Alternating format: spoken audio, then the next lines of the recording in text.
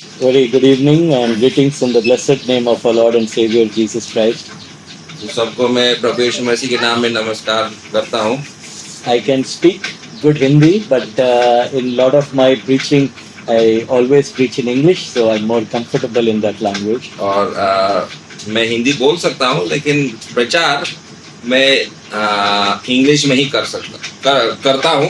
हिंदी में कभी कभी हिंदी मौका मिलने से भी करेगा। Like भाई नहीं हो तो मैं हिंदी में कर लूँगा. Yeah, but really very happy to be in midst of you this evening.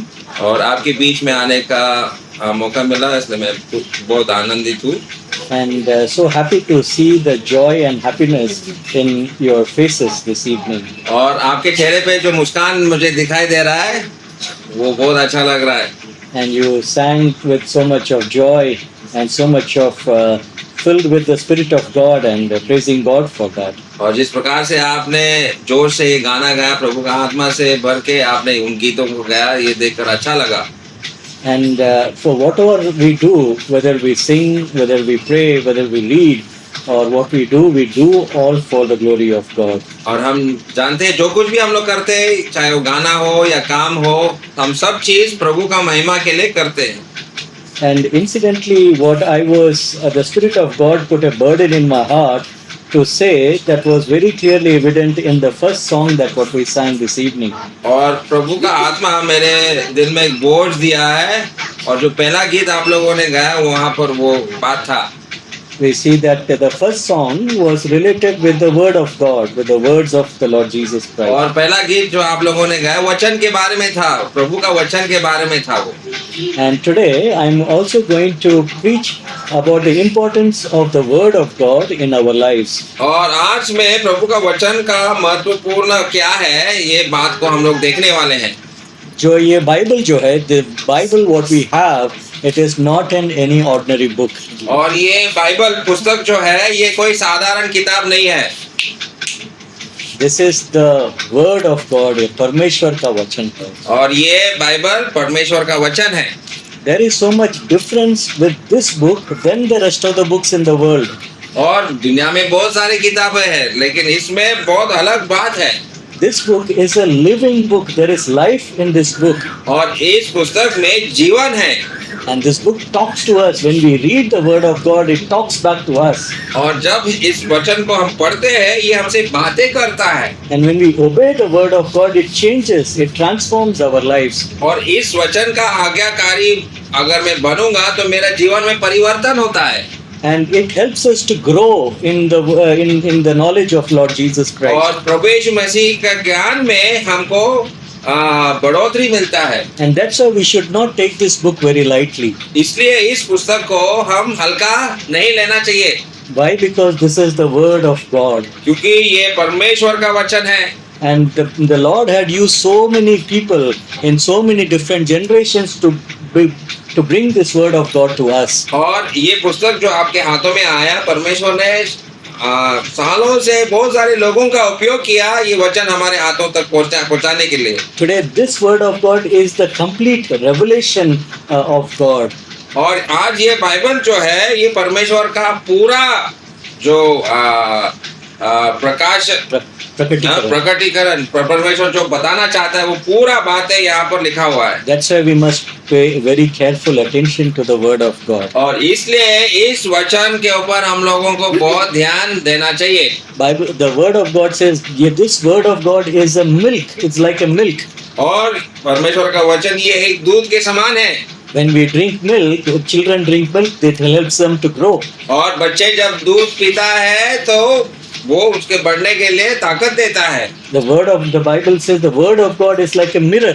और परमेश्वर का वचन एक शीशा के तरह भी है, आईना। When we look into the mirror, we use powder, cream and all. We remove the things which are dirty. और it is so important. आईना में देखने से हम जहाँ मैला है वो निकालते हैं, या पाउडर लगाने के लिए, क्रीम लगाने के लिए आईना में हम लोग देखते हैं। That the worldly mirror shows the external face. अभी दुनिया का जो आईना है वो सिर्फ अपना चेहरा को दिखाता है, but the word of God shows the internal condition of the heart. लेकिन बाइबल वचन जो है ये ऐसा आईना है जो हमारा हृदय का अवस्था को दिखाता है। The word of God says the Bible, the word of God is living and powerful and sharper than two-edged sword और परमेश्वर का वचन एक दोधारी तलवार से भी ज्यादा तेज है, that can cut, right? Things that I might be thinking, even somebody may not know, but the word of God will know what you are thinking this moment. और परमेश्वर का वचन ये जानता है कि आपके दिमाग में क्या सोच है, उसको भी चीर डालने वाला ऐसा ताकत है प्रभु का वचन में। The word of God, Bible says the word of God is like a hammer which can break anything into pieces. और परमेश्वर का वचन एक हथौड़ा के समान है और चीजों टुकड़े टुकड़े करने के लिए वो हथौड़ा भी हम लोग इस्तेमाल करते How हैं। much hardened the heart is, the word of God can break that. और जितना भी सख्त, जितना भी वो पत्थर जैसा दिल बनने से भी परमेश्वर का वचन उसको तोड़ सकता है। That's why we must give so much importance to the word of God. और इसलिए प्रभु का वचन के ऊपर हम लोगों को ध्यान देना चाहिए। This is the spiritual food for us. और ये आत्मिक भोजन है हमारे लिए। Like every day you cannot live without eating your physical food. और जैसे बिना खाए आप अपना जीवन को जी नहीं सकते, We should not start a day without reading and meditating in the word of तो God. वैसे ही बिना आत्मिक भोजन खा के हम अपना आत्मिक जीवन नहीं जी पाएंगे। Yeah. Now, to understand the importance of the word of God, I will start with a story. अभी प्रभु का वचन का महत्व समझाने के लिए मैं आपको एक कहानी बताऊंगा। There are some little children out here, so I'll tell a story. अभी बच्चे भी हैं, इसलिए ध्यान देना, तो आप लोग ध्यान से सुनो। There was a little boy in a village. मन इधर आ, सामने है बैठ। हाँ, ऐसा एक छोटा लड़का था गांव में। Yeah, and he was which school? कौन से स्कूल में जाते हो? Goes to school? या, ये goes to Hindi medium. Which grade? कौन सा क्लास में पढ़ते हो भाई? क्लास 4 में पढ़ते हो। His name? Manjit. Manjit. So like Manjit, there was a little boy who was coming from school, और मंजित जैसा एक लड़का स्कूल से वापस आ रहा था and he was coming from school and going to home. और स्कूल से वो घर लौट रहा था। And when he was seeing that, he saw a little baby parrot lying on the road. और एक तोते का बच्चा उसने रास्ते पे देखा। It would have fallen down from the nest. और वो तोता कहाँ से गिरा होगा?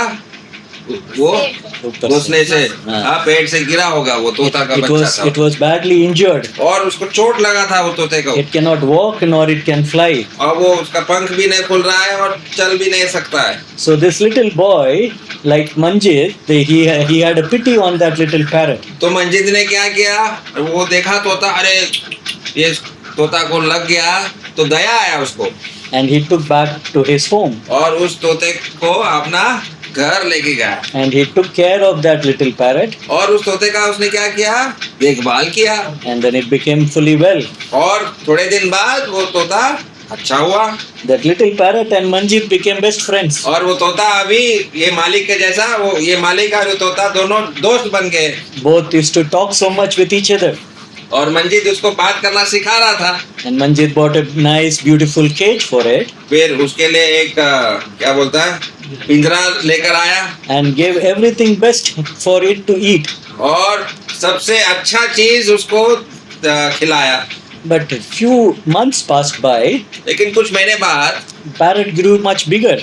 तोता तो बढ़ गया, बड़ा हो गया। It was finding very difficult to live in the cage. और वो पिंजरा में वो तोता तो जो है उसको मुश्किल हो रहा था क्योंकि पिंजरा छोटा हो गया अभी। So the little Manjit thought that even though this parrot has got a beautiful cage, but it will be more happy in the forest. तो मंजित सोचा, अरे ये पिंजरा तो अभी उसके लिए छोटा हो गया, अगर मैं उसको बाहर जंगल में भेज दूँ तो वो अच्छा होगा उसके लिए। But then Manjit thought that there is so much danger in the forest. फिर मंजित ने सोचा, अरे जंगल में अगर उसको मैं छोड़ दूंगा तो वहाँ पर जंगली जानवर भी है। There are hunters out there to catch the parrot. और शिकारी भी है, शिकारी मेरा तोते को मार देगा। He want to see that he should enjoy the forest, but should be away from the hunters. तो मंजित सोच रहा है, ठीक है, मैं अगर उसको बाहर छोड़ू तो जंगल का आनंद भी लेना चाहिए और पिंजरा का सुरक्षता भी मिलना चाहिए। So this Manjit taught a little song for this parrot तो मंजित ने उस तोते को एक गाना सिखाया। that the hunter will come, जब शिकारी आएगा he will spread the net, तो शिकारी क्या जाल बिछाएगा he will put the grains, और कुछ दाने वहां पर छोड़ेगा you don't get caught in it. और उसमें तो फंसना मत. फंसना मत। So the Manjit every day will teach this little parrot this song, तो मंजित ये गाने के रूप में उस तोते को सिखा रहा है कि शिकारी आएगा, जाल बिछाएगा और दाना डालेगा, हाँ दाना डालेगा, लेकिन उसमें लेकिन तो उसमें फंसना नहीं। and so every day he started repeating the same thing. The parrot started repeating the same thing. और तोता भी वही बात डेली वो मंजित बोल रहा है, तोता भी सीख रहा है, बोल रहा है, सीख रहा है। So Manjit became very confident. Now this parrot has learned everything, तो मंजित सोचा अभी मैंने तो उस तोते को ये सब चीज सिखा दिया, and he will be safe in the forest. अभी उसको मैं जंगल में अगर भेज दूं तो सुरक्षित रहेगा। So one day he left the parrot in the forest. तो एक दिन मंजित ने उस तोते को जंगल में छोड़ दिया, उड़ के गया। Manjit was feeling bad that that little parrot is flying away, but he know that that is best for him. और मंजित को तो दुख लग रहा था, तोता तो चला गया, लेकिन उसको पता था कि वो तोते के लिए वो जंगल ही सही जगह है। And he went to the forest and he made many friends. और तोता तो जंगल में बहुत सारे दोस्त बनाया And there also he kept singing the same song. और वहां पर तोता वही गाना गाता, शिकारी आएगा, जाल बिछाएगा, दाना बिछाएगा, दाना डालेगा, But लेकिन तुम उसमें मत फंसना. लेकिन उसमें मत फंसना। तो ये तोता दूसरे पक्षियों को भी ये गाना सिखाया। Now not only this parrot started singing, but all the parrots also started singing the same thing. और जंगल में सारे तोते, सारे पक्षी भी ये गाना गा रहे हैं अभी। Yeah. शिकारी आएगा, शिकारी आएगा, जाल जाल बिछाएगा, दाना दाने डालेगा, डालेगा, लेकिन फंसना नहीं। लेकिन तुम इसमें मत फंस. One day a real शिकारी came, एक दिन एक शिकारी आया and when he came into the forest, और शिकारी जब जंगल में आया he heard all these parrots singing that song. तो शिकारी क्या सुना, अरे ये तोते, ये सारे पक्षी जो है ये गाना गा रहा है। And he said that all these parrots are very intelligent. तो बाप रे, ये पक्षी जो है बहुत बुद्धिमान है। So today I will not get any catch. आज तो मुझे कुछ शिकार मिलने वाला ही नहीं। They are very clever than me. मुझसे भी ज्यादा बुद्धिमान है ये पक्षी। But he thought that okay, anyhow I have come so long in the forest. अभी वो सोचा मैं तो इतना दूर आया, Let me put the net. फिर भी एक जाल बिछा कर देखूंगा क्या होता है, Let me put some grains थोड़ा दाना वहां दे दूंगा and let's see what happens. और देखेंगे क्या होता है। So he did that. He spread the net. He put the grains. तो उसने जैसा सोचा वैसा उसने किया, जाल बिछाया, दाना डाल दिया, सब कुछ किया उसने। And all these parrots who were singing came, sat on that net. और अजीब बात ये है कि जो ये गाना गा रहे थे पक्षी, वही पक्षी वहां पर दाना खाने के लिए आ गया, They also ate the grain. दाने भी खा लिया।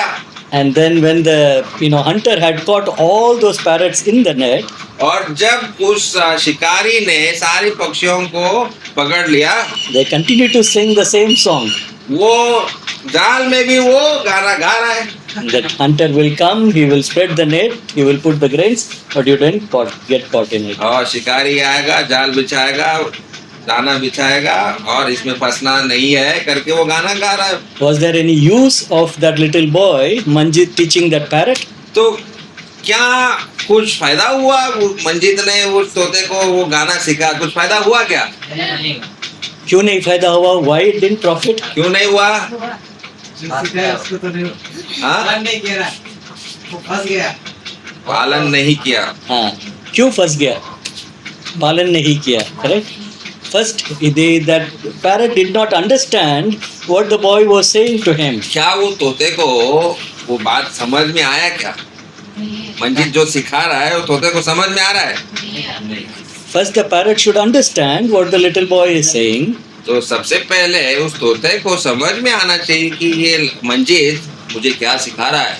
Once he has understood it, he must believe and should act accordingly. और जो बात मंजित ने उसको सिखाया उसके अनुसार उसको अपना जीवन में सुधार लाना चाहिए। He must obey and to make it real happen. और उसका उन बातों का आज्ञाकारी बनना है और उसको करना भी है। In the same way, we must not be like that little parrot. और हम उस तोते की तरह नहीं बनना चाहिए। Every day you may get up in the morning, हर रोज आप उठेंगे, you may just read the Bible Bible पढ़ेंगे, without understanding anything, बिना कुछ समझ के आप पढ़ेंगे, without obeying the word of God. बिना आज्ञाकारी बन के आप पढ़ेंगे, There will be no change in your life. तो जीवन में परिवर्तन होने वाला ही नहीं। Like the shikari, the devil will bring temptation and sin into your life. तो वो शिकारी कौन है हमारे जीवन में? वो शैतान है, और And, वो भी ऐसा ही जाल बिछाएगा हमारे जीवन। and if we have not understood the word of God and believed in the word of God, we will get caught in his trap. और अगर इस प्रकार से प्रभु का वचन को समझ में नहीं आएगा तो जो जाल शैतान ने बिछाया उसमें हम क्या करेंगे? फंस जाएंगे। Now the little time that what we have, we will look together in terms of how to look at the word of God. तो अभी परमेश्वर का वचन को कैसे देखना है, कैसे समझना है, ये आज हम लोग देखेंगे। We should not be like parrots what we studied now. सिर्फ तोते की तरह नहीं बनना है। Then किसके तरह बनना है? How do we put this word to practice in our hearts? तो कैसे परमेश्वर का वचन को हमारे जीवन में लागू करेंगे? First, what we need to do is to read the word of God. तो सबसे पहले तो पढ़ना है। In 1 Peter chapter 2, पहला पत्रस उसका दूसरा अध्याय verse 2, और 2 पद। 1 Peter chapter 2, verse 2. Can anyone read that verse? 2 का 2, पहला पत्रस 2 का 2। दूसरा अध्याय दूसरा वचन। नए जन्मे हुए बच्चों के समान निर्मल आत्मिक दूध की लालसा करो, ताकि उसके द्वारा धार पाने के लिए बढ़ते जाओ। Who is mentioned over there as newborn babies? Newborn babies, right? That is mentioned in verse 2. अभी यहाँ पर नया जन्मे हुए बालकों के बारे में लिखा है। Have you seen how a newborn baby is? और एक नया जन्मा हुआ बच्चा कैसा होता है? It will keep crying until unless it cannot drink the milk. जब तक वो माँ का दूध नहीं पिएगा तब तक वो रोता ही रहेगा। Its only desire, its only craving is to drink that milk. और एक ही उसका इच्छा रहता है कि दूध पीना। And now what Peter is saying that as a little baby who is so much craving for milk, we must crave for the word of God. और जैसे ये बच्चा दूध के लिए लालसा करता है, वैसा ही हमको वचन के लिए लालसा रखना चाहिए। It is also important to note that a newborn baby cannot survive without drinking mother's milk. और हम लोग ये भी जानते हैं बिना माँ का दूध वो बच्चा कभी जिंदा नहीं रह सकता। It is the same for a believer. If they don't read and meditate in the word of God, it is very difficult for them to grow.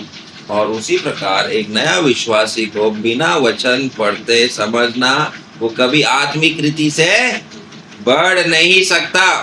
This is where we see that when the little babies, when they drink milk, we see the joy that they are growing up. और वही हम लोगों को खुशी होता है जब बच्चा बढ़ रहा है, तो माँ बाप को खुशी लगता है अरे बच्चा कैसा बढ़ रहा है। When a baby is born, it will be 2 kgs or 3 kgs. और हम लोगों को पता है जब नया बच्चा का जन्म होता है 2 किलो या 3 किलो वजन होता है। But it starts drinking milk, and after 4 months, 5 months, it put on weight, it grows, it will become more weight than what it was when it और was born. 4-5 महीने बाद हम लोग वजन दोबारा लेते हैं और देखते हैं अरे बच्चे का वजन बढ़ गया क्योंकि वो माँ का दूध पी रहा है। And that is what Peter is saying, that desire the pure milk of the word, that you may grow thereby, that you may grow thereby. और इसलिए वो 2 पद में लिखा है कि उसको ताकि उसके द्वारा उद्धार पाने के लिए बढ़ते जाओ। Because that is without the word of God, there is no way we can spiritually grow in our lives. और बिना वचन के द्वारा आत्मिक रीति से हम बढ़ नहीं सकते। when our children do not grow, then we feel very sad for them. We have sisters among us. When we see our children don't grow, we feel very sad about them. अभी माँ आप लोग हैं, अगर आप अपने बच्चों को देख रहे हैं, वो बच्चा ऐसा ही है, 2 साल 3 साल वो बढ़ ही नहीं रहा है, तो आपको कैसा लगेगा? दुख लगेगा, अरे मेरा बच्चा बढ़ नहीं रहा। In the same way, Bible says that we are children of God. और उसी प्रकार से परमेश्वर का वचन कहता है कि हम परमेश्वर के बच्चे हैं। अगर हम बढ़ेंगे ही नहीं, then किसको दुख होगा? किसको दुख लगेगा? परमेश्वर को दुख लगेगा, right? So it is so important for us. The first thing is that we must read the word of God. और इसलिए सबसे पहली बात है कि प्रभु का वचन को पढ़ना। Everybody is very busy in many different things. जी, हम लोग सब व्यस्त हैं अलग अलग क्षेत्रों में, अलग अलग काम में। लेकिन we need to allocate some time in our day, whether it is early in the morning or in the evening, that we spend time in reading the word of God. लेकिन हमको समय निकालना ही पड़ेगा वचन को पढ़ने के लिए, समझने के लिए। We need to bring that discipline in our life in reading and meditating in the word of और God. वचन सीखने के लिए, पढ़ने के लिए हमारे जीवन में अनुशासन का जरूरत है। As one of the most important thing for a soldier is to have discipline in his life. और एक फौजी के लिए अनुशासन बहुत जरूरी होता है। Without discipline, they have to get up at very early in the morning. They have to practice, they have to run so that they can be ready for the war. और फौजी को सुबह जल्दी उठना पड़ता है, एक्सरसाइज करना पड़ता है, दौड़ना पड़ता है ताकि युद्ध के लिए वो तैयारी कर सकता है। In the same way, we need to have discipline in our life so that we dedicate some time so that we read the word of God, maybe 1 hour, maybe 2 hours, that we should read and meditate the word of God. और इसलिए हमारे जीवन में कम से कम 1 घंटा या 2 घंटा समय निकालकर प्रभु का वचन सीखने के लिए समय निकालना चाहिए। In the Old Testament, there was a command which God had given that you must give 1/10 of all your produce to God. अभी पुराना नियम में हम लोग पढ़ते हैं कि दशांश, हाँ, हमको प्रभु के लिए देना चाहिए। Yeah. In a day, how many hours are there? तो 24 घंटे एक दिन में 24 घंटा होता है, And divide by 10, how much time? तो will उसका be? दशांश कितना होगा? At least 2 घंटे. Only at least 2 hours. उसका मतलब 2 घंटा कम से कम आपको प्रभु का वचन पढ़ने के लिए देना चाहिए। You must ask a question in your life that how much time did I spend this week reading the word of God? तो सवाल हम अपने आप से पूछेंगे, ये सप्ताह भर मैंने प्रभु का वचन पढ़ने के लिए, सीखने के लिए कितना घंटा दिया? That you must ask. वो आप अपने आप से ये सवाल करो। One thing we have seen, without the word of God we cannot grow at all. और बिना वचन पढ़ के हम आत्मिक रीति से नहीं बढ़ सकता। If we do not grow, we will be very weak. We will be defeated by the devil. और अगर वचन नहीं पढ़ेंगे तो शिकारी आएगा और हम फंस जाएंगे। But also more importantly, our God will be very sad because we are not growing. और उससे भी ज्यादा प्रभु को दुख लगेगा कि ये बच्चा नहीं बढ़ रहा है। First we saw that the importance of the word of God is that we must have a discipline to read the word of God every day. तो हमने देखा हम अपने जीवन में अनुशासन रखना चाहिए प्रभु का वचन पढ़ने के लिए। Number 2, it's not only reading the word of God but meditating on the word of God. अभी दूसरा बात ये है कि सिर्फ पढ़ना काफी नहीं, उसके ऊपर मनन करना जरूरी है। We must meditate, we must ponder upon the word of God, that what we have read. और जो बातें मैंने पढ़ा है उसके ऊपर मनन रखना, उसको समझना बहुत जरूरी है। We see about one beautiful words about Mary, the mother of Jesus. प्रभु यीशु मसीह का माँ मरियम के बारे में हम लोग ये देखते हैं In Luke chapter 2 लूका का दूसरा अध्याय में and verse 19, और उसका 19वां पद में,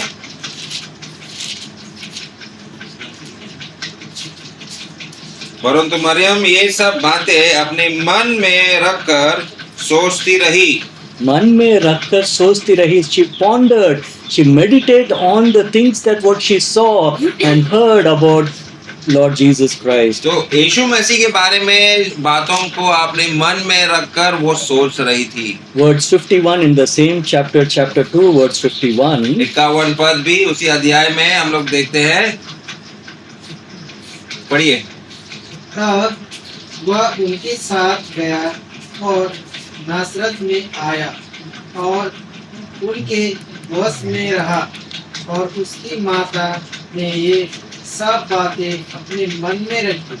She kept all things in her heart. That means she pondered, she meditated on the things in her heart. तो फिर यही पर हम लोग मरियम के बारे में पढ़ती है कि वो भी दोबारा यह सारे बातों को यीशु मसीह के बारे में अपने मन में रखी. What all did Mary saw in front of her eyes? और मरियम ने अपने आँखों से यीशु मसीह के बारे में क्या क्या देखा. We saw about that how the wise men from the east, they brought gold and silver and frankincense and they bowed down before the Jesus Christ and worshipped him. और उस मरियम ने देखा कि बुद्धिमान लोग पूरब से आए हैं और सोना और कीमती चीजें प्रभु यीशु मसीह के लिए अर्पण किया है. And when little Jesus was 12 years old, they marveled when he was teaching in the temple. और जब यीशु मसीह 12 वर्ष का हुआ तो मंदिर में यीशु मसीह वहाँ पर वचन सिखा रहा था और लोग प्रभु यीशु मसीह का वचन सुनकर वहाँ पर चकित हो गए. तो मरियम ये सारी बातें अपनी आंखों से देखा. Mary saw all of these things, but she did not forget.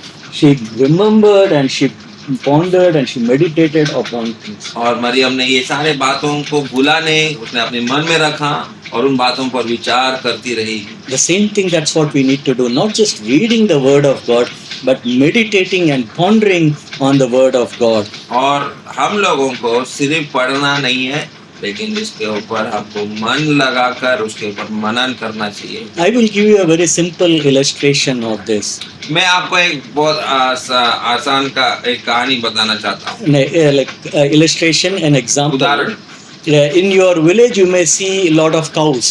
अभी आप अपने गांव में बहुत सारे गाय को देखते होंगे. You would have seen so many. How many of you have not seen a cow?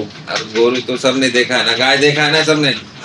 Have you seen how cow eats the grass? और गाय घास को कैसे खाता है? It keeps eating the grass. वो चबाता रहता है. And then what it does, it goes and sits in a place. और वो घास को वो चबाकर फिर कहीं कोने में जाकर बैठता है. What it does, it brings it back all what it has eaten and it keeps chewing that thing. और जो घास उसने खाया है मुंह में दोबारा उसको लाता है और उसको चबाता रहता है. Have you seen this happening? तो आपने ये दृश्य देखा है या नहीं? So cow just not only eats it, but after that it goes back, brings it back whatever it has eaten and chews it and digests it back. तो उसको अच्छा से जो उसने चबाया है बाद में जब वो बैठा है उसको दोबारा बाहर निकालता है और उसके ऊपर बहुत अच्छा से चबा कर उसके ऊपर बाद में निकाल देता है. So simple, the meaning of it, when cow is eating the grass, it means I am reading the Bible. तो गाय जब वो घास खा रहा है इसका मतलब मैं वचन पढ़ रहा हूँ. And then after that, when the cow lies down and bringing the food and then chewing it, is that I am meditating and pondered on what I read the word of God. और बाद में जब गाय कोने में बैठता है और फिर दोबारा उसको चबाना शुरू करता है तो इसका मतलब मैं वचन को जो पढ़ा उसके ऊपर मैं ध्यान लगा रहा और मनन कर रहा हूँ. By like when do you go for work, dear brother? आप काम पे कब जाते हो? 6 o'clock. 6 o'clock. Let's understand that a brother gets up at 4 o'clock. तो 6 बजे काम के लिए 4 बजे उठना पड़ता है. Let's assume that he gets up at तो 4 हम लोग o'clock. उदाहरण के लिए हम सोचेंगे कि ये 4 बजे भाग उठता है. And from 4 to 5:30 he reads the word of God. और 4 बजे से 5:30 बजे तक वो बाइबल पढ़ रहा है. And then 5:30 to 6 he gets ready. और 5:30 बजे से 6 बजे के बीच में वो तैयार होता है. And then he goes back to work. और काम पे चला जाता है. Meditating on the word of God means during his work he is remembering what all he studied and bringing back into remembrance and meditating on it. और जब वो काम कर रहा है जो सुबह उन्होंने पढ़ा उसके ऊपर वो अपना मन ध्यान कर रहा है। So it is not only reading the word of God, but meditating in the word of God is important. तो इस प्रकार से पढ़ना भी है और वचन के ऊपर मनन भी करना है। One of the very great kings, David, said that blessed is the man who meditates in the word of God day and night. और धन्य वो पुरुष जो परमेश्वर का वचन के ऊपर दिन और रात मन लगाता है।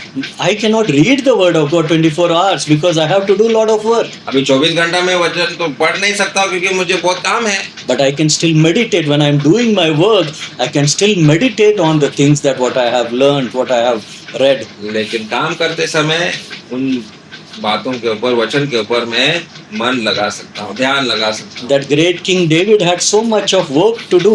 और वो महान राजा दाऊद को बहुत काम था। But what he says is, when I lie in the bed, I remember the things and I ponder upon it and meditate upon it. लेकिन वो कहता है जब मैं अपने बिछौना पर लेटता हूँ तो मैं उन बातों के ऊपर ध्यान लगाता और सोचता हूँ। So two things what we have learned. One is we need to read the word of God.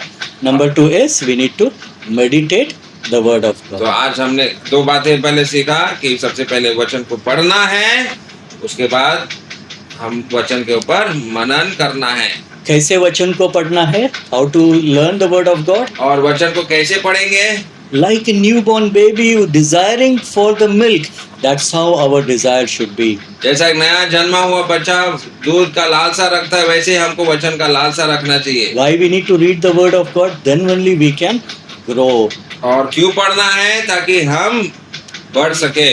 Number two, just like the cow which eats the grass and then later it takes it out, and we need to not just read the word of God but also meditate in the word of God. और दूसरा बात हमने देखा जैसा गाय वो घास को खाता है, बाद में वो उसके ऊपर दोबारा अपने मुंह में लेकर आता है और चबाता है, वैसे हमको भी परमेश्वर का वचन के ऊपर पढ़ना के बाद उसके ऊपर ध्यान मनन करना जरूरी है। Like that blessed Mary who saw those things and pondered upon in her heart, and she kept all things in her heart. और जैसा मरियम ने यीशु मसीह के बारे में जो बातें उन्होंने देखा उसने अपने मन में रखा।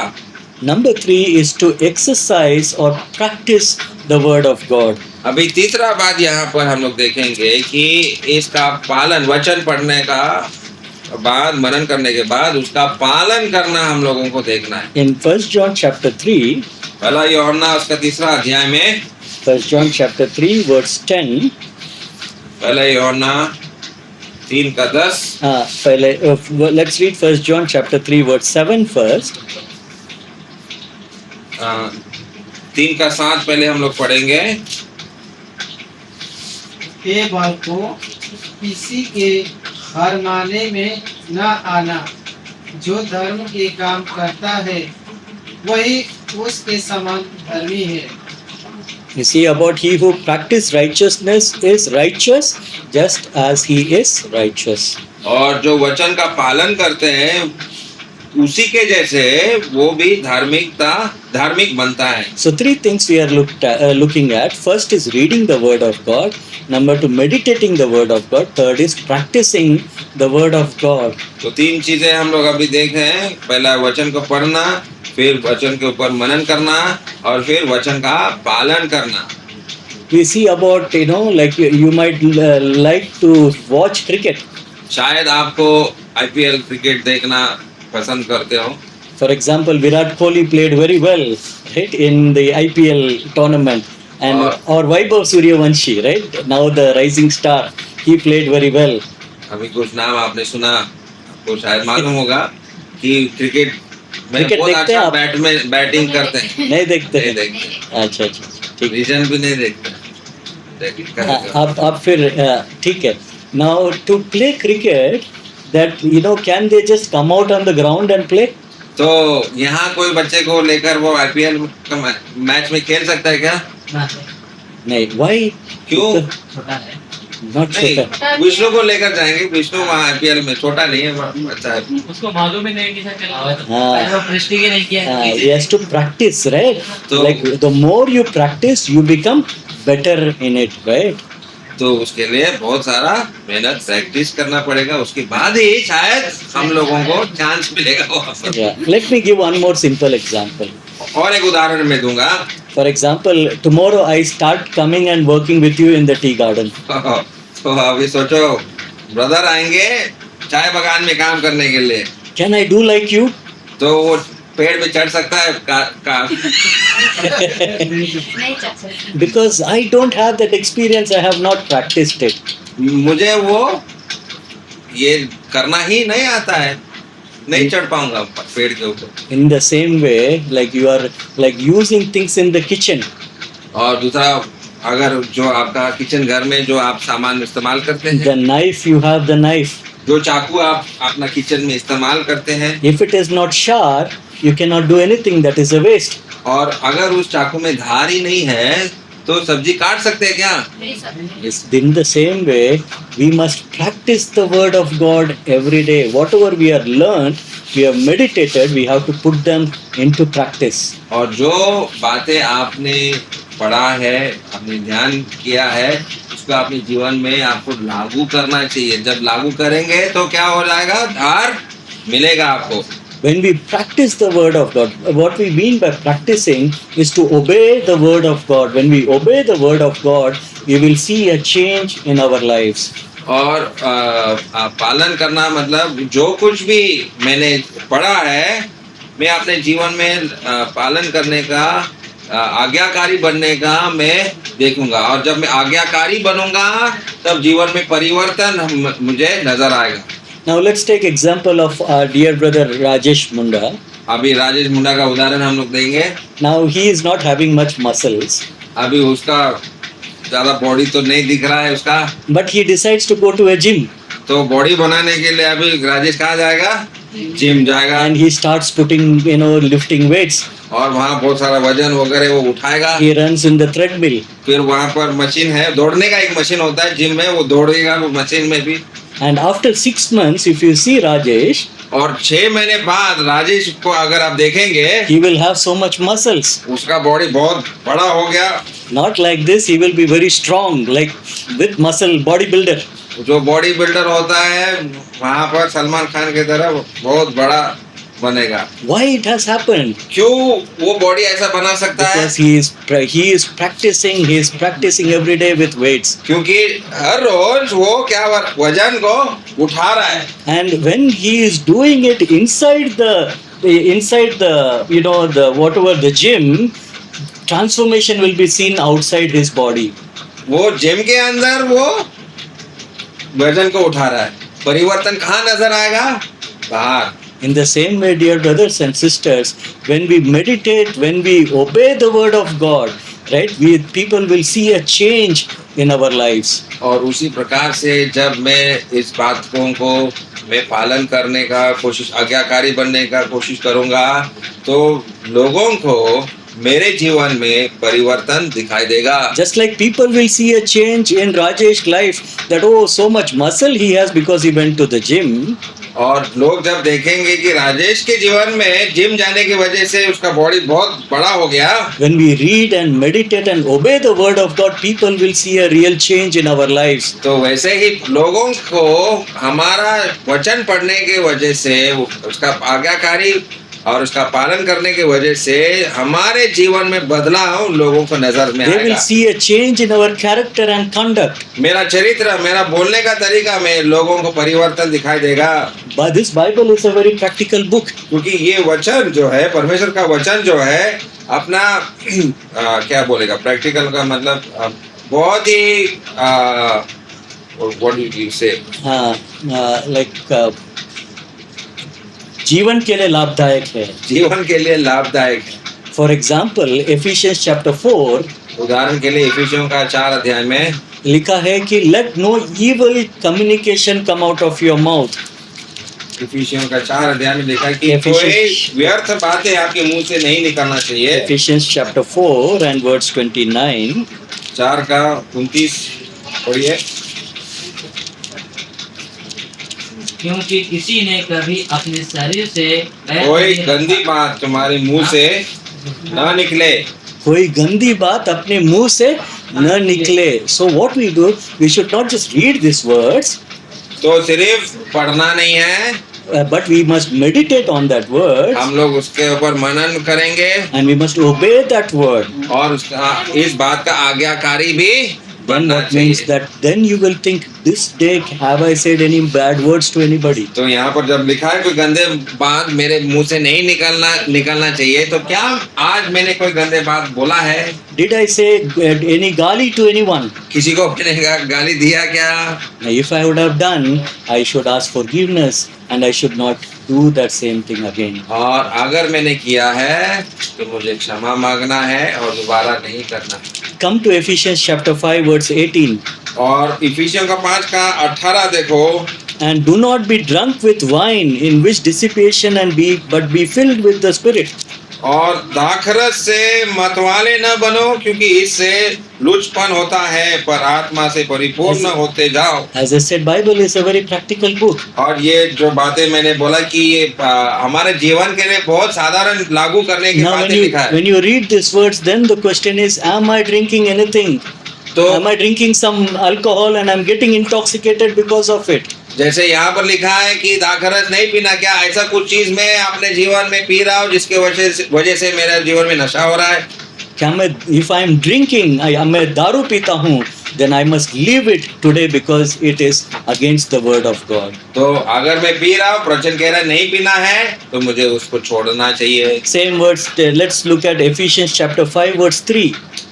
वही 5 का 3 भी जरा देखो. 3 and 4.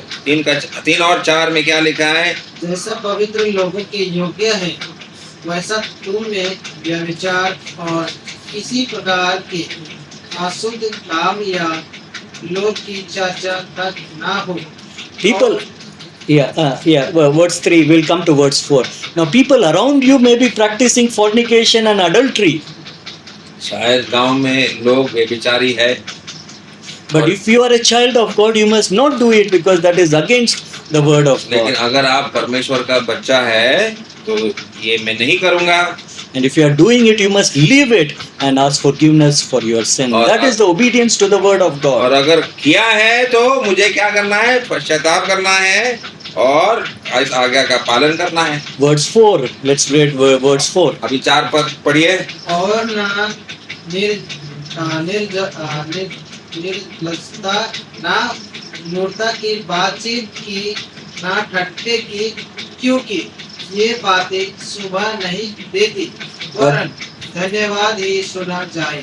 What the word of God says, we must not tell vulgar jokes. That's what it is हाँ. meaning over here. तो यहाँ पर गंदे Jokes. बातें, गंदे जो हंसाने की बातें भी है, निर्लज्जता की बातें हैं, मूर्खता की बातें हैं. मूर्खता की बातचीत है, तो हमारे मुंह से नहीं निकलना चाहिए. That is why I said the word of God is very practical book. और ये वचन अगर ये बातें कह रहे हैं, तो अगर मैं आज्ञाकारी बनूंगा तो मेरे जीवन में परिवर्तन दिखना चाहिए. So I must not only read, not only meditate, but I must practice the word of God, obey the word of God in my life. और इसलिए इन बातों का लागूकरण मुझे अपने जीवन में करना चाहिए. When I do that, right? When I do, okay, I have to read that. As I said in the earlier, the word of God is like a mirror. और जैसे मैंने पहले ही बोला था कि परमेश्वर का वचन एक आईना की तरह है. It shows me all the wrong things that I am doing. मेरे अंदर का हर एक गंदे चीज को वो दिखाता है. And I must not just leave it and go. तो उन बातों को सिर्फ देखकर छोड़ना नहीं, I must ask forgiveness for it. तो उसके लिए मुझे क्षमा भी मांगना है. And I must leave that and I will never do that sin again. और उन पापों को मुझे छोड़ना है, दोबारा नहीं करना है. I will tell one simple story and close with this. एक कहानी बताकर मैं समाप्त करता हूँ. In a forest there were two animals. एक जंगल में 2 प्राणी थे. They were, one was young one of a cow and other was a young one of like a calf and a piglet. तो एक गोरू का बच्चा और एक सुअर का बच्चा. They were best friends. और गोरू का बच्चा सुअर का बच्चा दोनों दोस्त थे. They will always go to play together. और दोनों साथ ही खेलने जाते थे. They will walk, they will play together. और चलते थे साथ में, खेलते थे साथ में. And then one day as they were going, और एक दिन क्या हुआ? They saw a very big gutter in front of them, तो वहाँ सामने एक गंदा नाला उन्होंने देखा and that gutter had all human waste in it, और उस नाले में सब पैखाना का सारा मैला चीज वहाँ पर था and all smell was coming out. और गंदा बांस वहाँ से निकल रहा था। Now they have to cross that gutter, अभी उस नाले को उनको पार करना है, and but there was a small log which was like a bridge to cross. लेकिन उस नाले को पार करने के लिए एक टूटा हुआ पेड़ का क्या फंदा वहाँ पर रखा था। And now these two are small. अभी ये दोनों बच्चे हैं They are very inexperienced. और इतना उनका अनुभव नहीं है। Calf is saying to Piglet, "Hey, let's be very careful that we don't fall inside this gutter." तो गोरू का बच्चा सुअर का बच्चा को बोलता है अभी ध्यान से है कि इसमें गटर में इसमें नाला में नहीं गिरना है। That gutter is very bad place. There is so much smell that is और coming. इतना गंदा बास आ रहा है वहाँ नीचे से So they both started walking carefully. और वो पुल वो आस्ते आस्ते वो लोग पार कर रहे हैं They came in the middle. और बीच में जब आया Both lost the balance and तो fell into that gutter. दोनों भी वो नाले में गिर गया। Now the calf started shouting, "It's such a bad place. Save me! Somebody help me!" और वो गोरू का बच्चा तो चिल्ला रहा है अरे बचाओ बचाओ मैं बहुत ही गंदा जगह में गिर गया बचाओ बचाओ। But the piglet, what he's doing, he's nicely rolling in the gutter. He said, "Oh, such a nice place. No, why my mom and dad did not tell me all this while?" तो सुअर का बच्चा क्या बोलेगा अरे ये तो बहुत ही अच्छा स्वर्ग पहुंच गया जैसा है। हाँ मेरे बाप बाप ने कभी मुझे ऐसा जगह नाले में कभी भेजा ही नहीं। Now next day, will the calf? Now both fell in the gutter. तो अभी दोनों नाले में गिरा But you see the difference between both. लेकिन दोनों में फर्क क्या है? Calf did not like to be in the gutter, वो गोरू का बच्चा को वहाँ नाले में बिल्कुल पसंद नहीं है and wanted to come out as soon as और possible. जितना जल्दी हो सके वहाँ से निकलने का कोशिश किया। But the piglet was enjoying in the gutter. लेकिन सुअर का बच्चा वहीं पर नाले में आनंद मजा ले रहा था। The next day, दूसरा दिन क्या हुआ? will the calf ever go near the gutter? वो गोरू का बच्चा कभी उस नाले के पास जाएगा क्या? No, because it knows there is danger. क्योंकि उसको पता है वहाँ खतरा है। But what the piglet will do, लेकिन सुअर का बच्चा क्या it करेगा? will run fast more than 100-meter race, वो 100 मीटर का दौड़ में कैसा भागता है? and will do a nicely somersault in that gutter वही जाकर because it is enjoying that. क्योंकि उसको उस चीज में क्या हो रहा है? मजा।